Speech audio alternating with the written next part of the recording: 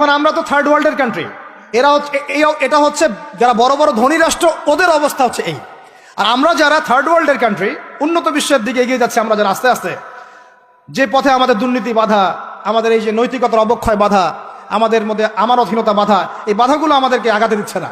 তা আমাদের অবস্থা কি হতে পারে তাহলে চিন্তা করেন। এখন আমরা এই জায়গায় আছি, এই জায়গায় বসে বসে আপনি মনে করছেন যে আপনি মাশাআল্লাহ খুব পাক্কা মুসল্লি, হালাল খাচ্ছেন, নামাজ পড়তেছেন, তাহাজ্জুদ গোজার, জান্নাত কিনে নিয়েছেন মাশাআল্লাহ। অথচ আপনার অর্থনীতি সুদভিত্তিক, এবং এই সুদভিত্তিক অর্থনীতির আন্ডারে থেকে কোনো বেসরকারি ব্যাংক পর্যন্ত 100% সুদমুক্ত সিস্টেম দিতে পারবে না। ফুল স্টপ, খালাস। আর এর উপরে আবার আছে ঘুষ, তার উপরে আবার আছে দুর্নীতি, তার উপরে আপনারা আবার মাপে কম দিচ্ছেন, তার উপরে আবার পণ্য মজুত করছেন, মার্কেটে ইচ্ছাকৃতভাবে প্রাইস বাড়ায় দিচ্ছেন, এই কাজগুলো করছেন। আমি শিক্ষিত একটা সমাজ পেয়েছি বলে কথাগুলো এভাবে মাহফিলে বললাম, এগুলো মাহফিলে কিন্তু আলোচনা হয় না।